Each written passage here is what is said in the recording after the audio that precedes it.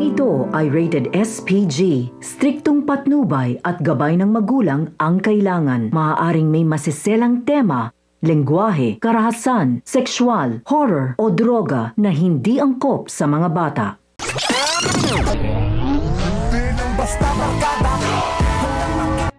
Mangyayari na nga ang pinakahihintay nating pagtatagpo ng tunay na mag-amang Ramon at Tanggol dahil nga sa inutos ni Ramon na halugbugin ang buong Quiapo at huwag silang babalik hanggat hindi nakikita si Mokang.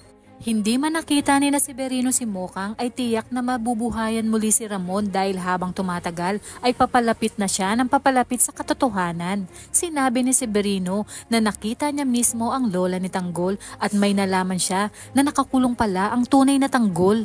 Dahilan kaya't lalong lumakas ang hinala ni Ramon kay Olga at David na may sabuatan ng mga ito upang siya ay linlangin. At dahil sa lakas ng mga koneksyon ni Ramon ay malalaman na niya ang totoo. Agad niyang tatawagan si Chief Espinas upang alamin kung totoo ba na may Tanggol na nakakulong sa koreksyonal. Kung kaya't sinabi ni Espinas na pati ba naman umano si Ramon ay naging interesado na kay Tanggol. Tinanong naman ni Ramon kung sino umano ang tinutukoy nito na siya ring interesado kay Tanggol. Iginiit ni Espinas na matagal nang gustong makuha ni Olga si Tanggol at nagawa pa nitong magbayad na malaking halaga para sa ulo nga ni Tanggol.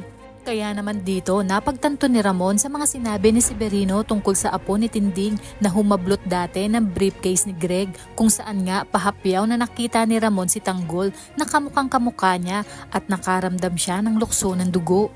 At dahil sa mga revelasyong ito ay mas lalong nang galaiti sa galit si Ramon.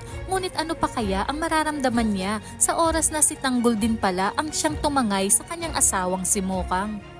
Dito nga ay agad na pinasundan ni Ramon kay Severino ang kanyang hilaw na kapatid na si Olga kaya't nakumpirma niya na talagang totoo ang mga sinasabi ni Espinas. Agad na tinawagan ni Severino si Ramon upang sabihin na nakapasok na ng koreksyonal si Olga at nagbabantay ang 2 tao nito sa labas. Kaya naman sinabi ni Ramon na wag umanong magpapahalata at dadaan sila sa likurang bahagi ng koreksyonal upang bulagain nga si Olga. Laking gulat nga ni Olga na makita nito si Ramon. Hindi na nagpaligoy-ligoy pa si Ramon at prangkahang sinabi kay Olga na ililibing niya umano ito ng buhay kasama ang peking Tanggol at hindi na nito kailangan magpaliwanag dahil alam na niya ang katarantaduhan at pambibilog nito sa kanya. Kaya naman kapamilya, kung bago ka pa lang sa aking channel ay mag-subscribe ka na at i-click mo na rin ang bell icon para updated ka sa pinakahuling kaganapan sa paborito mong teleserye, ang FPJ's Batang Quiapo.